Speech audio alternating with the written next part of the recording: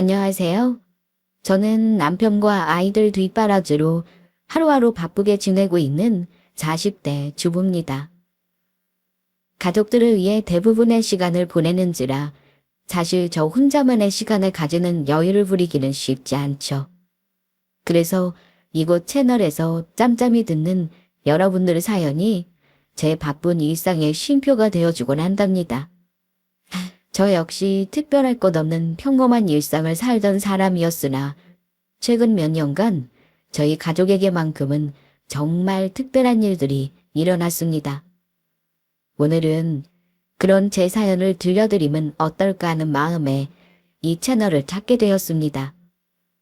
제게 그랬던 것처럼 제 사연이 여러분들에게도 바쁜 일상을 잠시나마 내려놓을 수 있는 흥미로운 사연이 되었으면 좋겠네요. 저는 30이 조금 넘어 지금의 남편과 결혼을 했어요. 결혼 당시 남편이나 저나 양가 부모님이 모두 돌아가신 상황이었기에 그런 서로의 형편에 대한 공감대가 컸습니다. 비록 성인이 되고 사회생활하다가 부모님이 돌아가신 거였지만 남편이나 저나 맞이였기 때문에 밑에 동생을 부양해야 한다는 부담감도 겪은 바 있었거든요. 사람이 자기가 고생한 걸 알아주는 사람한테는 쉽게 마음이 열리잖아요. 저희 남편과 저도 그렇게 가까워졌습니다. 5년 넘게 결혼하면서 항상 결혼하고 싶은 마음이 굴뚝임에도 불구하고 결혼이 늦어졌던 이유는 바로 그런 이유에서였습니다. 어느 정도 동생들 머리 굵고 취직해서 제 앞가림은 이제 알아서 하겠다 싶을 때까지 여유가 별로 없었거든요. 비로소 막내 동생까지 취직을 하고 나자 그제야 오롯이 저희 둘 문제만을 생각해 볼 수 있게 되었죠. 그렇기에 더더욱 서로에 대한 믿음이 컸습니다.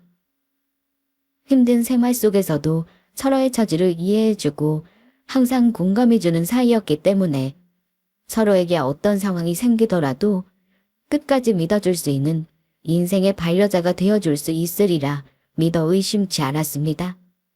그 정도로 저희는 서로의 인생에 깊게 뿌리를 내리고 있었어요.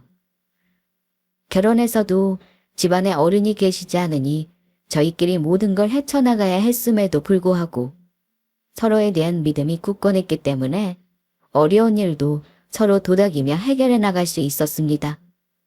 저나 남편이나 결혼 전에는 동생들 건사한다고 크게 모아둔 돈이 없었어요. 그래서 결혼을 해서도 가급적이면 맞벌이를 하고 싶었죠.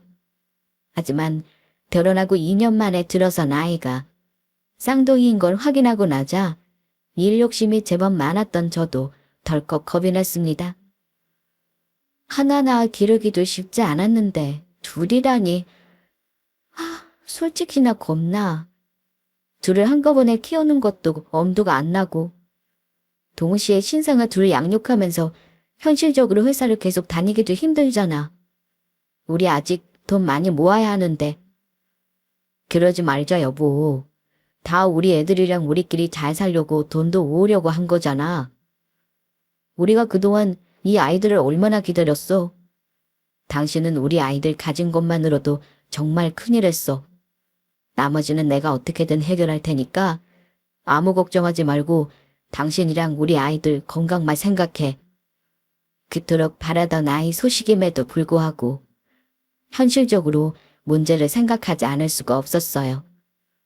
아이 가지고도 좀처럼 밝은 얼굴을 하지 못하는 저를 보고 남편이 저를 안심시키겠다고 호언장담을 했습니다. 더군다나 임신하고 나서 감정기복이 심해지는 바람에 그쪽 친정엄마 생각이 많이 나 서럽더라고요. 그동안은 저 나름대로 씩씩하게 살면서 힘든 일도 잘 이겨냈다고 생각했는데 저도 모르게 그동안 서름이 차곡차곡 쌓였던 모양입니다. 그게 몸도 마음도 약해지니 순식간에 사람이 와르르 무너지더라고요. 다른 집 산모들은 친정엄마가 귀한 딸아이 가졌다고 그리들 살뜰히 챙겨주신다고 하던데 양가에 예뻐해 주실 어른 한 명 안 계신 저희 집 형편 때문에 남편도 제가 많이 가여웠던 것 같아요. 어떻게든 걱정할 일 없도록 해주마 하는 남편 말에 근심을 가득 안고 결국 몸담았던 회사를 그만두고 말았습니다. 앞으로 수입에 대한 걱정이 들지 않을 수 없었으나 그럼에도 불구하고 자식을 얻는다는 것은 그 무엇과도 비교할 수 없는 기쁨이었습니다. 남녀, 남매, 쌍둥이로 태어난 아이들은 다행히도 건강하게 태어나 주었습니다. 자라면서도 크게 아픈 곳 없이 쑥쑥 잘도 자라났고요. 참으로 기운이 넘쳐나는 아이들이었죠. 그런 만큼 아이들한테 손갈 일도 많았습니다. 지금 와서 생각해보면 혼자서 어떻게 팔팔한 아이들을 한꺼번에 둘이나 키워냈는지 제가 생각해도 제가 대단하다는 생각이 드네요. 말이 독박육아지 사실 어쩔 수 없는 상황이었습니다. 배가 불러오면서부터 남편 혼자 일하게 되면서 외벌이가 되자 둘이서 벌던 걸 어떻게든 메꿔보겠다고 남편은 기회가 될 때마다 추가 근무나 주말 근무도 마다하지 않았거든요. 제 배가 불러올수록 남편은 점점 살이 내렸습니다. 아이들 보기도 전에 남편부터 큰일 나겠다 싶어 일을 줄일 것을 권유했으나 남편 반응은 단호했습니다. 나 전에 당신한테 했던 말 허투루 한 말 아니야. 당신이랑 우리 아이들은 내 몸을 갈아서라도 절대 고생 안 시킬 거야. 당신도 나 하나 믿고 아무것도 없는 놈한테 시집와줬는데 지금껏 고생 많은 당신 앞으로는 고생 같은 거 모르고 살게 할 테니 걱정하지 마. 당신 남편 그저 이런 걸로 쓰러질 일은 없을 테니까. 안쓰러우면서도 저렇게 말해주는 남편이 든든했어요. 남편이 저렇게 애쓰는 걸 아는데 힘들게 일하고 들어와서 육아로 또 지치게 하고 싶지는 않았습니다. 그래도 양가 첫 조카라 그런지 제 동생들이나 남편 동생들도 자주 들러서 아이들 보는 걸 도와주었습니다. 그래도 저희가 그동안 헛일한 건 아니었나 본지 양가 동생들 모두 바르고 의젓하게 자라주었습니다. 크게 해준 건 없었지만 항상 제 언니 오빠에게 고마운 마음을 안고 사는 삼촌과 이모들 덕분에 저희 아이들은 할아버지 할머니 없이도 어른들 사랑을 듬뿍 받으며 자랄 수 있었죠. 남편 업무는 기본적으로는 사무직이었으나 중소기업 다니는 대부분의 사람들이 그렇듯이 책상에만 앉아서 일을 보는 경우는 드물었습니다. 회사 규모가 적고 직원이 적을수록 나머지 직원들이 해야 할 업무의 범위는 광범위했으니까요. 어떨 때는 사장이라는 놈이 꼭두 새벽부터 불러나서는 골프 접대가 있다며 지방까지 차로 모셔다 드리는 일도 비일비재했고 밤늦게까지 술 처먹은 사장이 부르면 쏜살같이 달려나가 사장차를 운전해서 댁까지 모셔다 드리는 일도 흔했습니다. 술 처먹었으면 곱게 들어가던가. 요새 대리운전도 얼마나 많은데 힘들게 일하다 겨우 집에 들어와서 간신히 좀 쉬는 사람을 불러다 지 운전기사를 시켜? 그럴 거면 기사 월급도 주던가. 있는 놈들이 더하다더니 당신 사장놈이 딱 그 꼴이다. 너무 열 올리지 마. 사회생활이라는 게 다 그런 거지. 하루 이틀 일도 아니고 난 정말로 괜찮아. 내가 속이 상해 그렇지 속이 상해서. 지가 뭔데 남의 집 귀한 남편을 이렇게 못살게 부려먹어? 밖에 나가면 상정도 안 할 놈이. 속상한 마음에 남편 앞에서 우라통을 터뜨리기도 여러 번이었습니다.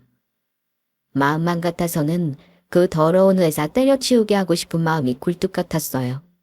하지만 딸린 새끼가 벌써 둘에 저도 전업주부로 집에 놀러 앉은 반에 그러기도 쉽지 않았죠. 당시 상황을 생각해보면 정말이지 불가능에 가까운 일임을 알고 있었음에도 불구하고 어떻게든 회사 관두지 말고 아등바등 붙어 있어야 했던 게 아니었나 하는 생각까지 했습니다. 이래서 사람이 믿는 구석이 있어야 한다는 건가 봐요. 내 사람 힘들어할 때 도움이 되어줄 수 없다는 건 지켜보는 사람 마음으로서도 참 힘든 일이더라고요.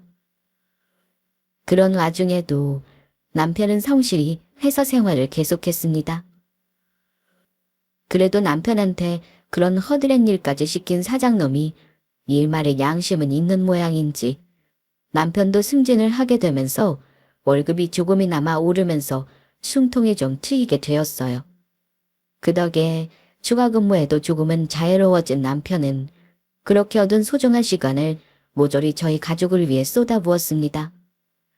사실 그렇게 힘들게 일하면서 친구들하고 술 한잔 생각이 간절할 법도 하기도 한데 남편은 퇴근하면 곧장 칼같이 집으로 돌아왔어요. 그러고는 저한테서 거의 뺏듯이 아이들을 데려가서는 단 두어 시간이나마 제가 숨을 돌릴 수 있게 도와주었죠. 결혼해서 아이 키워보신 분들이라면 아시겠지만 이게 말처럼 그렇게 쉬운 일이 아니거든요. 실제로 그렇게 해주시는 남편분들이 많은 편이 아니라는 것 또한 알아요. 그러니 남편에게는 항상 고마운 마음뿐이었습니다. 내가 부모복이 있는 편은 아니었어도 남편복은 있나 보다. 아이들과 뒹굴며 신나게 놀아주는 남편 모습을 보며 내심 뿌듯했습니다. 아이들이 조금 더 자라고 어린이집에 갈 수 있는 나이가 되면서 저에게도 하루 단 몇 시간의 꿀맛 같은 여유 시간이 생기게 되었습니다. 비록 그 시간에는 아이들한테 정신 팔려서 할 수 없었던 넘쳐나는 집안일을 해결해야 했지만 그럼에도 아이들 보면서 틈틈이 집안일 하는 것보다 집중해서 빠르게 집안일을 해결하는 게 훨씬 수월했음은 더 말할 것도 없겠죠. 그러다 보니 시집가서 애 키운다고 바쁘다는 핑계로 수년간 거의 연락하지 못했던 친구들 생각도 나더라고요. 사실 저 시기가 그렇지 않습니까? 아이들과 가족들을 제외한 거의 모든 인맥들과 제대로 된 관계를 유지하기가 힘든 시기죠.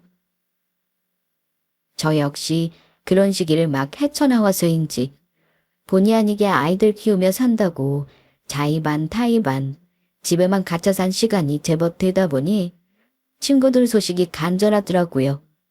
그렇게 몇몇 친구들과 다시 연락이 닿았습니다. 한동안은 그렇게 간만에 소식이 닿은 친구들과 그간의 밀린 이야기를 주고받는 것이 삶의 낙이 되어주었죠. 비록 다들 바빠서 얼굴 한번 볼 시간 빼는 게 하늘의 별 따기처럼 느껴질 정도였으나 전화 연락을 주고받는 것만으로도 어찌나 할 말이 많던지 저는 처녀 때는 제가 이렇게 말 많은 아줌마가 될 거라고는 생각도 못했거든요. 저도 모르게 전업주부로 아이들 키우며 살면서 속에 쌓아둔 얘기가 참 많았던 것 같습니다. 이제 아이들이 말문이 터지고 좀 자라서인지 한 번씩 아이들 이모 고모 삼촌들이 돌아가며 아이들을 데리고 가서 재워주는 일도 종종 생겼어요. 워낙 제 동생들과 시누이 도련님이 유난스레 첫 조카들을 물고 빨고 예뻐하는 바람에 아이들도 이모 고모 삼촌 집에 가서 자고 싶다며 떼를 쓸 때도 많았습니다.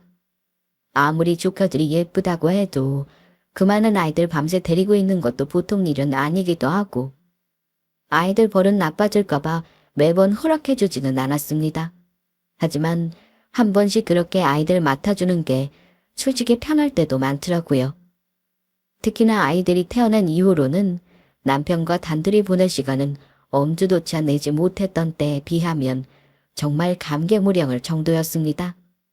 저도 저지만 아이들 임신했을 때부터 쌍둥이들을 그만큼 키워내기까지 남편도 정말이지 애를 많이 썼거든요. 결혼해서 그 정도 살면 남편이 남의 편이 된다는 말씀 많이들 하시던데 저희는 의지가지가 될 부모님들이 안 계셔서 그런지 무슨 일이 생겨도 항상 무조건적인 서로의 편이 되어줬거든요. 그래서인지 결혼해서 살면 살수록 변함없이 우직하게 제 편이 되어주는 남편에 대한 애정이 깊어만 갔습니다.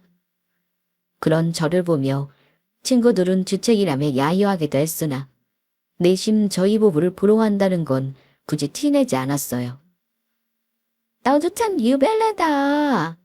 난 우리 남편 야근하는 날이 그렇게 꿀맛 같던데 아직도 남편이랑 둘이 있는 게 그렇게 좋아? 연애할 때도 얘네 신랑 참 살뜰했잖아.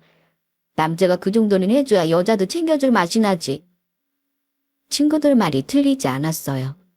아이들 맡기고 저희 둘만 남은 날에는 어떻게든 남편 피로를 풀어줄 방법이 없을까 고심하던 저였습니다. 평소에는 허리띠 졸라맨다고 엄두도 못 내던 호캉스도 한번 해보고 남편 피로를 풀어주겠다며 어설프게 마사지를 시도해보기도 했습니다. 물론 그런 시도는 남편에 의해 번번이 저지당했지만요. 쌍둥이랑 하루 종일 씨름한다고 손목이 나만하질 않으면서 마사지는 무슨 마사지야? 해줘도 내가 해줘야지. 그렇게 역으로 남편한테 마사지를 받다가 노곤해져서 먼저 골아 떨어지기도 여러 번이었어요. 제 딴에는 애를 쓴 거였는데 역시 남편한테는 역부족이다 싶었습니다. 승진한 이후로는 야근을 해도 예전처럼 거의 자정이 다 되어 들어오는 날이 드물었는데 언제부터인가 남편이 야근하는 날이 잦아지기 시작했습니다. 여전히 남편 월급은 승진 이후부터 쭉 동결이었기 때문에 솔직히 기분이 별로 안 좋더라고요.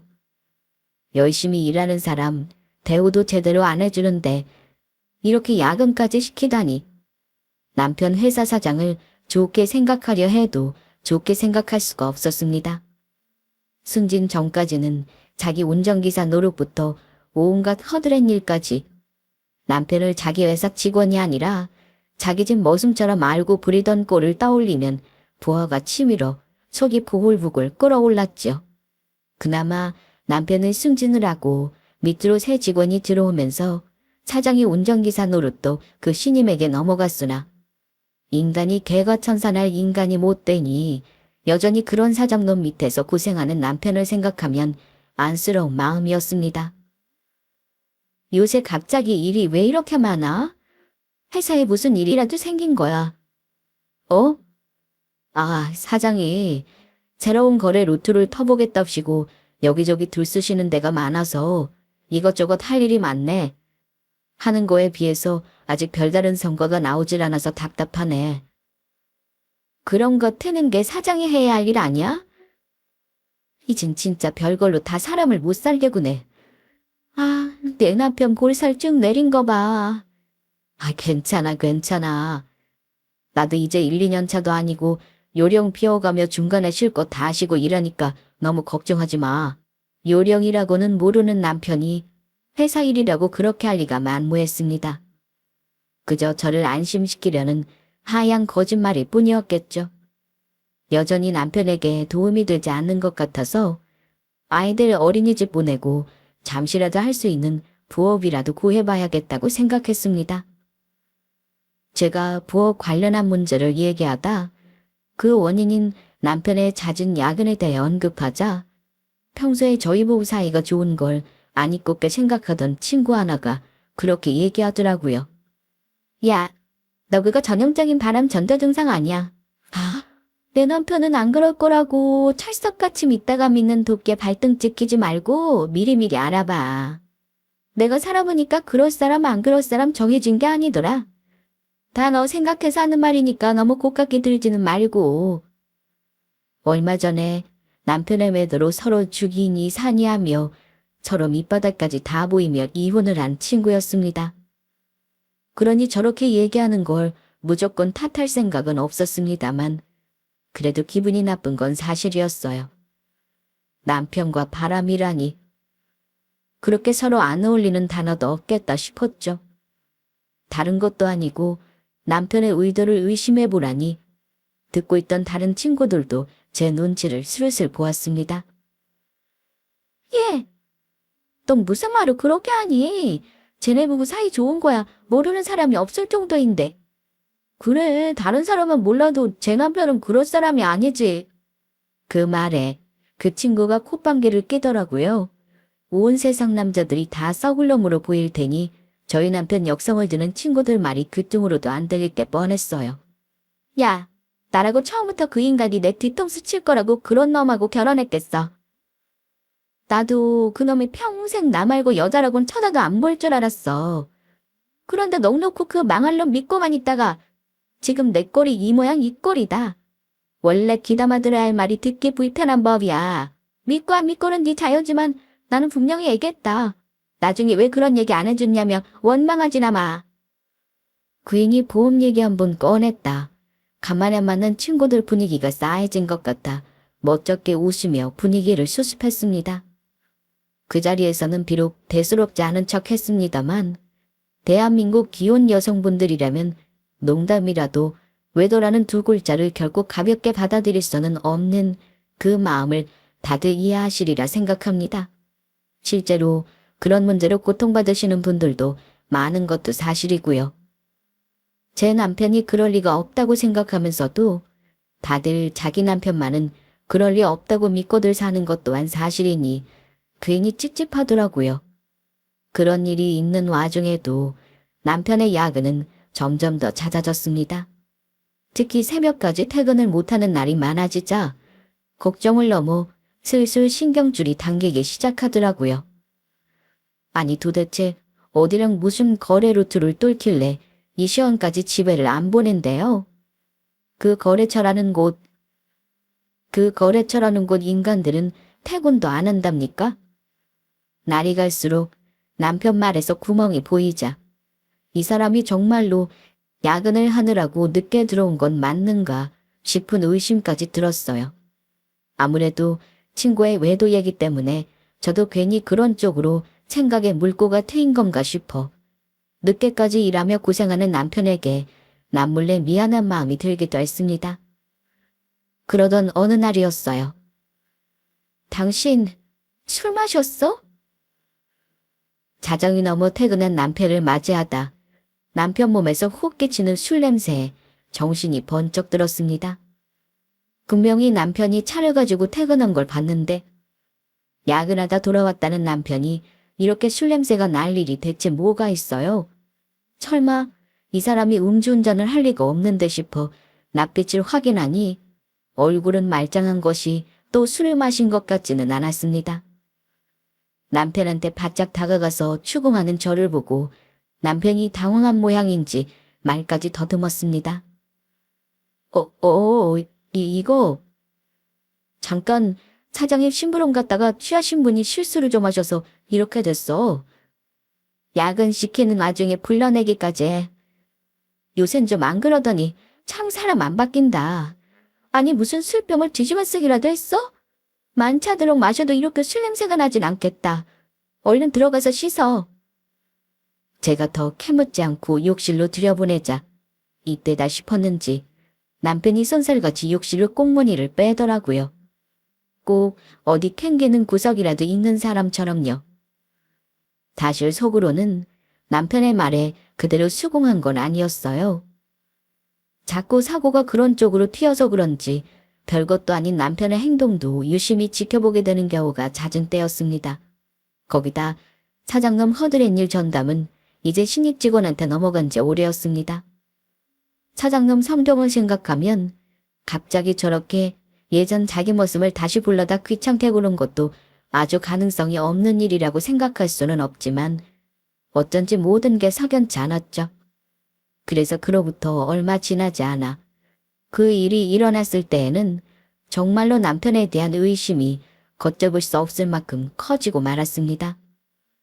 당신 그 옷 뭐야? 못 보던 옷인데? 남편은 패션의 패자도 모르는 사람이었습니다. 남편이 몸에 걸치는 모든 옷들은 모조리 제 손을 거친 것들이었어요. 연애 때부터도 워낙 기본 셔츠 바지 말고는 아무것도 고를 줄 모르는 사람이라 제 손을 많이 탔죠.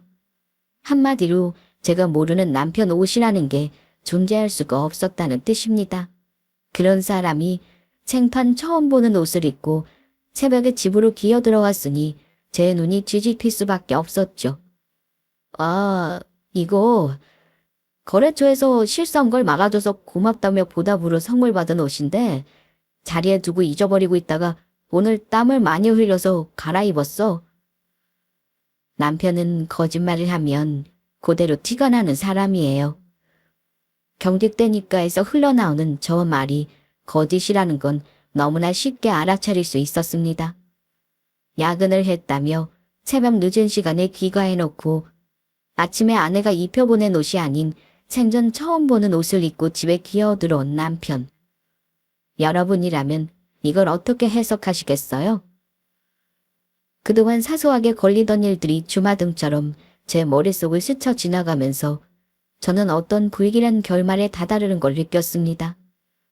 정말이지 상상조차 하고 싶지 않았으나 만에 하나 내가 생각하는 게 맞다면 하는 생각에 뒷목이 쭈뼛해졌습니다.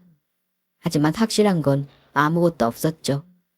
그 늦은 시간에 녹초가 다 되어 들어온 남편을 마냥 세워두기만 할 수도 없었습니다. 결국 저는 무거운 마음으로 남편 앞에서 물러났습니다. 남편이 제 눈치를 슬슬 보는 게 느껴졌으나 그 순간만큼은 남편 얼굴을 쳐다보기가 싫었습니다. 그렇게 그날은 남편이 씻고 침대에 기어들어오는 것도 모른 척하고 혼자서 복잡한 마음으로 뜬 눈으로 밤을 새웠어요. 그 후로 또다시 남편이 제가 모르는 옷을 입고 들어오는 일은 없었습니다.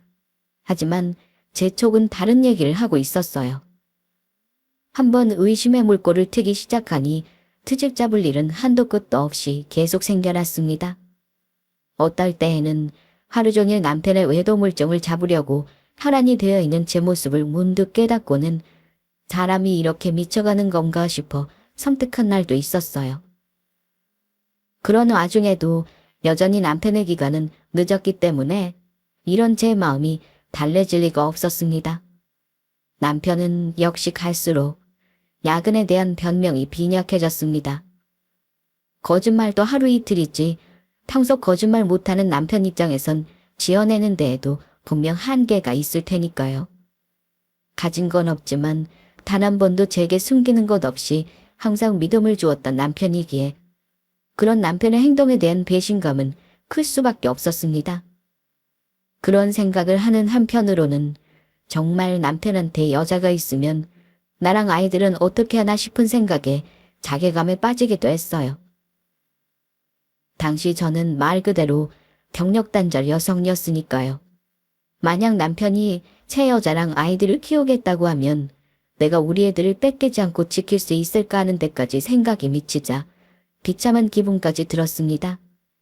믿었던 남편에게 배신당할까 두려운 마음도 있었지만 그러한 생각에 남편의 외도를 의심하면서도 정작 남편을 추궁할 수조차 없었죠. 그날 역시 남편의 귀가가 여지없이 늦어지고 있었습니다. 그쯤 되니 저 역시 거의 포기 상태에 다다르게 되더라고요. 아무리 남편 귀가가 늦어도 자다 일어나서라도 남편 마중을 나갔었는데 그러지 않은 지도 벌써 2주가 다 되어가고 있었습니다.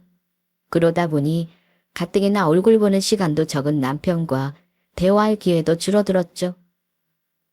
남편이 그런 제 눈치를 보고 있다는 건 진작 눈치를 챘지만 저 역시 그 상황을 회피하고 있었습니다. 그래서 그 시각에 생각지도 못한 전화를 받은 저는 소스라치게 놀랄 수밖에 없었어요. 한밤중인 새벽 시간에 갑작스레 걸려온 전화에 혹여 아이들이 깰까 싶어 잽싸게 전화를 받았습니다. 여보세요. 안녕하세요. 이원우 씨 보호자 되시나요? 지금 남편분이 교통사고로 저희 병원 응급실로 이송되셨는데 상태가 위급해 바로 수술을 받으셔야 합니다. 보호자 동의가 필요한데 지금 바로 와주실 수 있나요?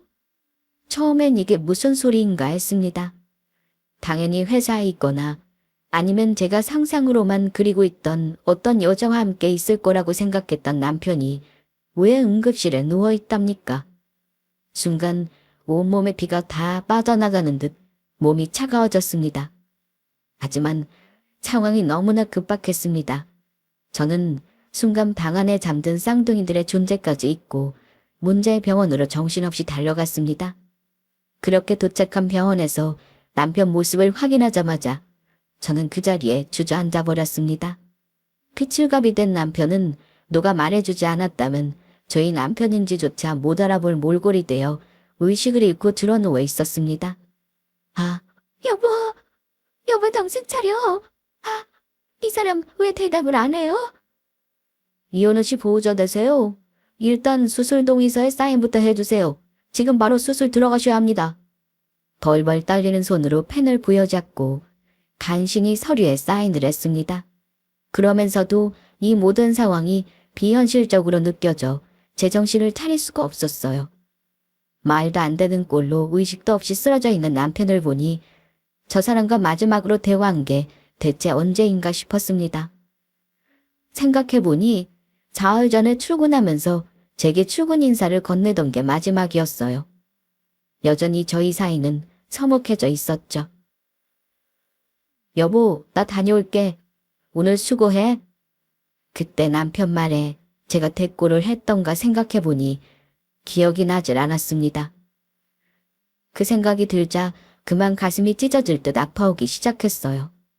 그동안 속으로 남편을 얼마나 원망했는지 떠올리자 그만 그 자리에서 사라지고 싶어졌습니다.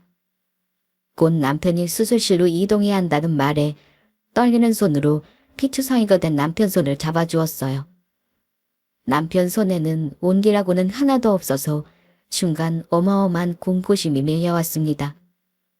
이대로 이 사람을 잃게 된다면 어떻게 되는 걸까? 내가 이 사람 없이 살 수 있을까 하는 생각만으로도 이 무서운 세상에 홀로 내버려진 기분이었습니다. 그렇게 남편 손을 잡고 수술실로 이동하는데 웬 여자 하나가 저의 곁에서 조금 떨어져 거리를 두고 계속 쫓아왔어요. 처음 응급실에 들어왔을 때에는 너무 경황이 없어 의식을 하지 못했는데 그러고 보니 저 여자는 계속 제 남편이 누워있는 침대 곁을 지키고 있었습니다. 이상한 생각이 들면서도 지금은 그럴 때가 아니다 생각하며 남편을 수술실로 들여보냈습니다. 남편 손이 빠져나간 제 손에 남편 피가 그대로 묻어 있었어요. 그 빗자국을 물끄러미 들여다보고 있는데 그런 제 꼴을 안절부절 못하며 바라보고 서 있던 여자가 제 옆으로 다가왔습니다. 그제야 고개를 들어 바라본 그 여자는 참 젊고 예뻤습니다. 남자라면 누구나 한 번쯤 저런 여자랑 만나보고 싶다는 생각이 들 법한 여자였어요. 입고 있는 옷이나 메고 있는 가방도 전부 고급품으로 보였습니다. 급하게 나오느라 머리는 산발에 늘어진 티셔츠에 슬리퍼를 찍찍 끌고 있는 제 꼴이 너무나도 초라하게 느껴졌습니다. 저 여자가 그렇게 상상만 했던 남편의 여자인가 생각하니 전투력이 소멸하는 기분이 더라고요. 이 아심한 시각에 저 여자와 지금까지 단둘이 있다 사고를 당한 건가 생각하니 저 여자만 저렇게 멀쩡한 게 화가 나기 시작했습니다. 그러나 제 앞에 주인처럼 서 있던 여자가 비로소 입을 떼자 듣게 된 말은 제가 생각한 것과는 전혀 다른 것이었어요. 여자는 온몸을 벌벌 떨며 간신히 제게 말했습니다. 죄송합니다. 제가 신호를 확인하기는 했는데 불빛 때문에 당황해서 핸들을 꺾는 바람에 정말로 일부러 남편분 차를 친 건 아니었어요. 죄송합니다. 정말 죄송합니다. 이게 무슨 소리인가 싶었습니다. 그러니까 제가 남편과 외도를 하는 사이가 아닌가 의심했던 그 여자는 반대편 차선에서 운전 실수로 제 남편 차를 들이받은 교통사고 가해자였던 겁니다. 남편을 감히 적골로 만들었다는 여자에 대한 분노와 남편이 적골이 되고도 아무 상관도 없는 여자와 엮여 남편의 불륜을 의심한 저 스스로에 대한 혐오감으로 돌아버릴 지경이었습니다. 그쯤 되니 저도 도저히 제정신을 붙들고 있을 수가 없었습니다. 저는 여자에게 달려들어 양목개를 부여잡고 소리를 질렀어요. 왜 하필이면 내 남편이야? 우리 애기 아빠야. 저 사람이 대체 왜 저런 꼴을 들어해? 대체 왜? 그건 그 여자에게 하는 말이기도 했으나 저 스스로에게 하는 말이기도 했어요.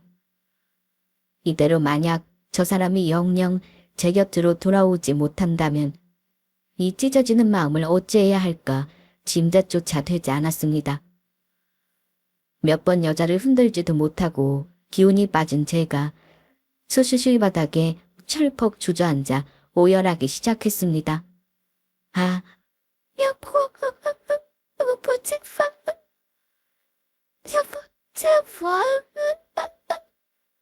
누구인지도 모를 존재에게 제발 저 사람을 무사히 저희 곁으로 돌려달라고 빌고 또 빌었습니다. 그것 외에는 다른 것은 아무것도 필요 없다며 그저 저 사람만 살려달라고 빌었어요.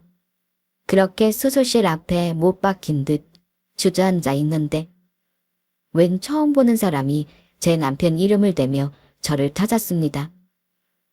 누구시죠?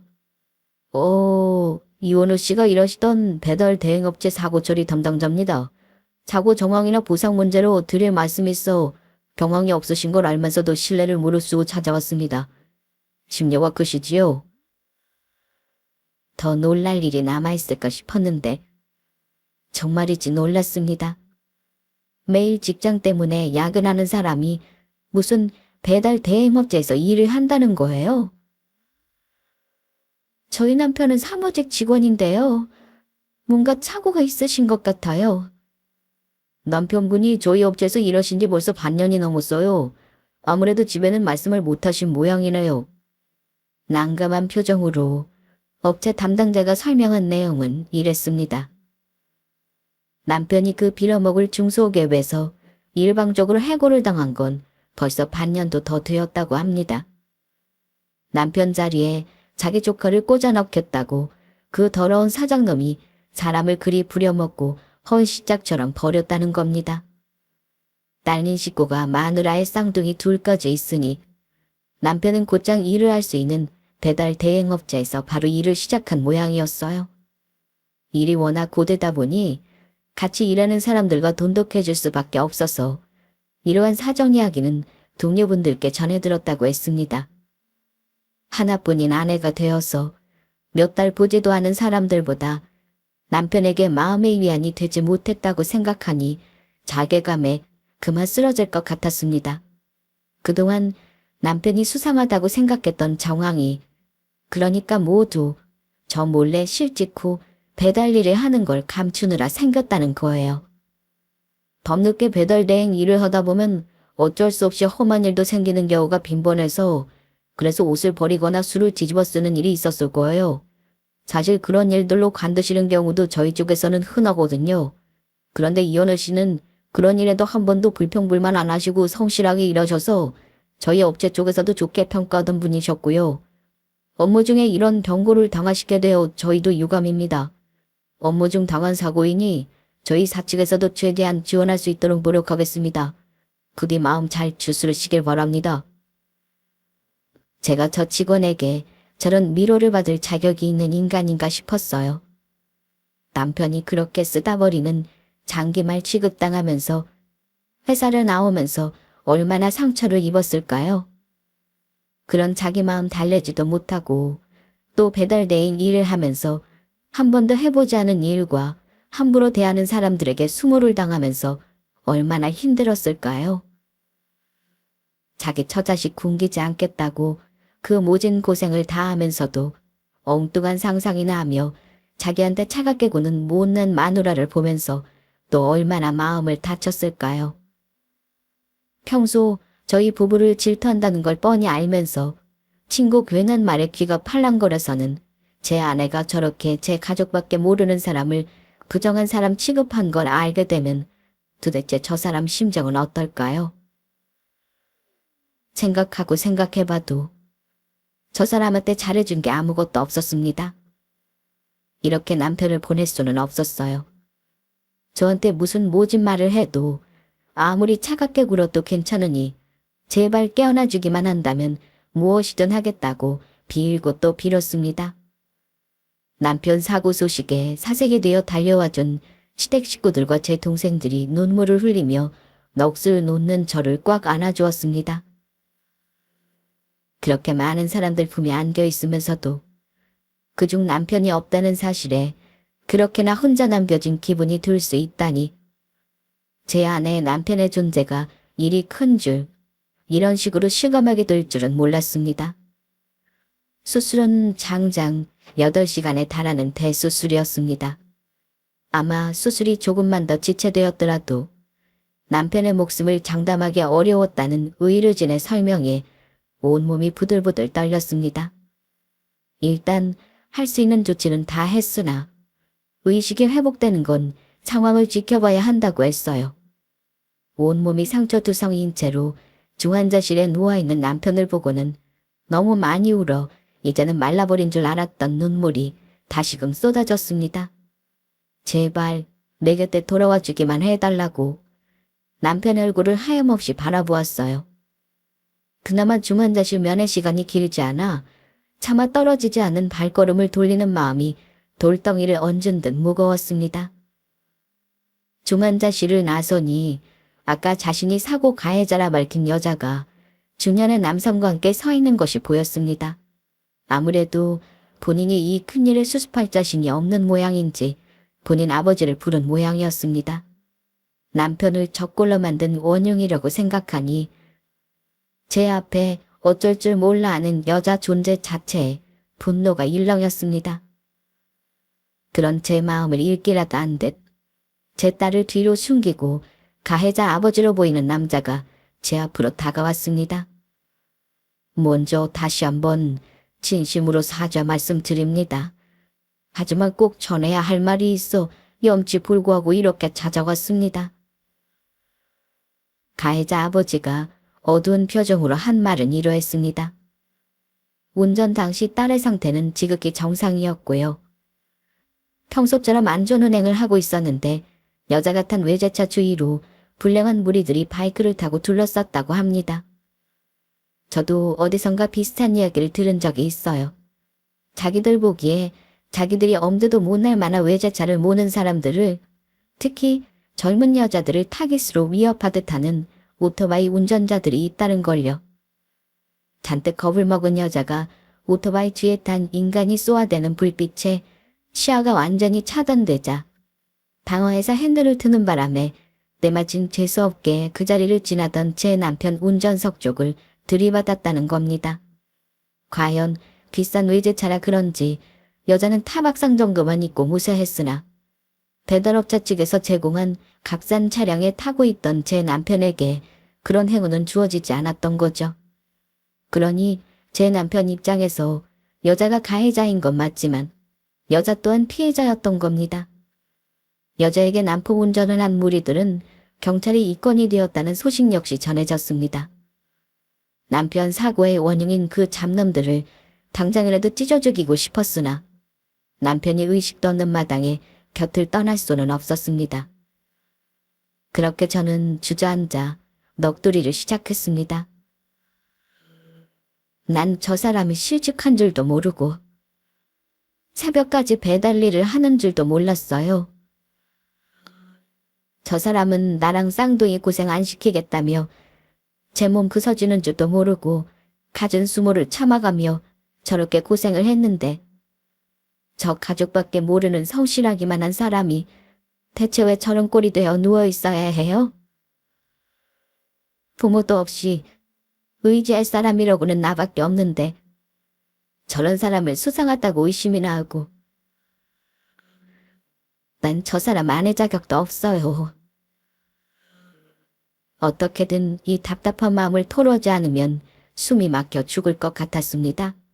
아마 남편 사고의 가해자임에도 진정한 가해자가 따로 있다는 생각에 지친 제가 그만 경계심을 풀어버렸던 모양입니다.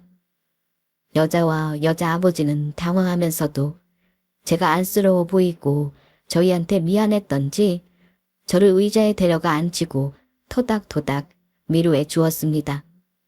저 또한 누구라도 좋으니 남편이 괜찮을 거라고 위로해주는 말이 듣고 싶었던 것 같아요.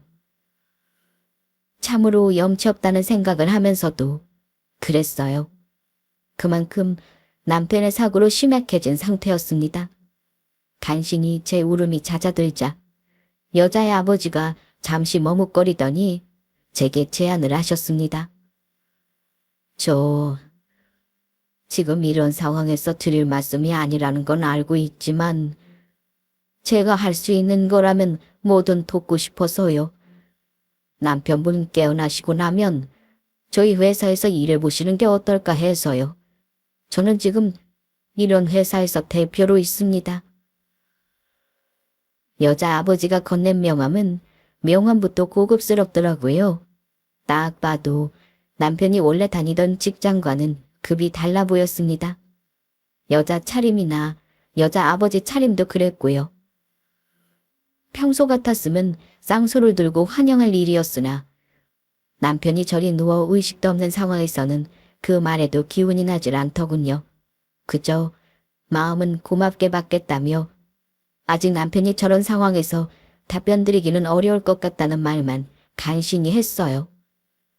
그러고도 남편은 보름이나 의식이 없었습니다. 그야말로 온몸에 피가 마르는 시간이었습니다. 남편을 의심한 벌을 이런 식으로 받게 되는 건가? 그렇다면 남편이 아니라 차라리 나를 아프게 하지 싶었어요. 등자리는 몰라도 난자리는 티가 나는 법이라고. 부모 대신이었던 형님이 저리 맥을 못 추는 걸 보고 시댁 형제들도 참 많이 슬퍼했습니다. 우직한 매형이자 형부였던 제 남편을 그리워하는 건 제 동생들 역시 마찬가지였습니다. 물론 쌍둥이들에게는 아빠의 사고 소식을 전하지 않았으나 한참을 집에 돌아오지 않는 아빠와 엄마 탓에 아이들 또한 많이 우울해했어요. 다들 한마음으로 남편의 무사귀환만을 바랐습니다. 이런 온 가족의 바람이 닿았는지 16일째 되는 날 간신히 눈꺼풀을 들어올린 남편을 보고 다들 눈물을 펑펑 쏟으며 기쁨을 감추지 못했습니다. 그 중에서도 저의 기쁨이 제일이었을 거라고 감히 자신 있게 말할 수 있습니다. 의식을 찾기 시작하자 남편도 자기한테 무슨 일이 있었는지 전말을 알게 되었죠. 사고가 워낙 크게 났으니 제가 모든 일을 알게 되었으리라고는 짐작도 이미 하고 있더라고요. 제가 차마 남편 얼굴도 쳐다보지 못하고 죄스러움에 고개만 푹 숙이고 있자 잘 들어 올려지지도 않는 손을 내밀어 미약한 힘으로 제 손을 겹쳐 잡으며 남편이 말했습니다. 당신한테 먼저 진실하지 못했던 건 나잖아. 사과를 해도 내가 먼저 해야지. 무슨 일이 있더라도 당신한테만큼은 솔직했어야 했는데 못난 자존심에 그리 긴 시간 당신 속인 벌을 받는 건지도 몰라. 벌이라니. 당신 같은 사람이 또 어딨다고 벌을 받아. 당신은 우리 식구 행복하게 살게 하려고 노력한 것밖에 없는데. 그렇지. 그럼 당신도 마찬가지잖아. 나는 이렇게 생각해주면서 왜 스스로는 귀하게 여겨주지 않아? 나한테는 당신이 제일 귀한 사람인데 당신 스스로를 그렇게 취급하면 내 마음이 너무 아파. 그러지 마, 여보. 세상에 어째 이런 사람이 있을까요? 미안하고 고마운 마음에 눈물이 뚝뚝 떨어졌습니다. 아직 통증이 가시지 않아 얼굴을 찡그리면서도 제게 애써 웃어주려 노력하는 남편이 애틋해 애간장에 녹는 기분이었어요. 남편이 죽을 힘을 다해 우리에게 다시 돌아와 줬듯이 내 한평생 2번 다시 저 사람을 저버리는 일이 없으리라 다짐했습니다. 남편이 의식을 되찾았다는 소식에 여자와 여자의 아버지도 뜰 듯이 기뻐했습니다. 그 둘도 얼마나 마음에 부채감이 컸겠습니까? 대인배답게 의도치 않은 사과 역시 너그러이 용서해준 남편이었습니다. 그런 남편을 보는 여자 아버지의 얼굴이 밝았어요. 처음에 일자리를 제안했을 때는 그저 죄책감 때문이었던 것 같았는데 직접 남편을 만나보고 이야기를 해보자 남편 성품에 진심으로 끌린 것 같았습니다. 제가 정말로 필요했던 인재가 바로 원우 씨 같은 분입니다. 요즘 스펙 좋은 사람들은 많아도 인성 갖춘 사람들은 정말 찾기 어렵거든요. 원우 씨가 들어와 주신다면 저희 회사라도 득이 많을 거예요. 부디 긍정적으로 생각해 주셨으면 합니다.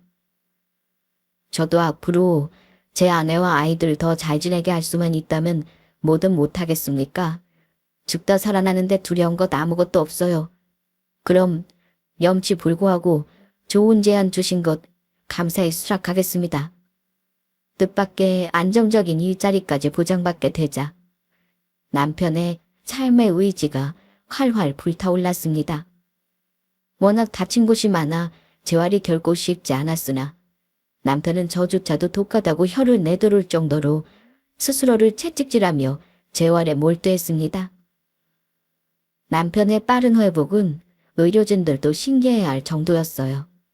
그렇게 3개월의 혹독한 재활을 이겨내고 남편은 정상적인 생활을 시작할 수 있게 되었습니다. 남편은 지금 회사에서 차장 직함을 달고 열심히 근무하고 있어요. 워라밸이 확실하게 보장된 곳이라 출근도 퇴근도 안정적입니다.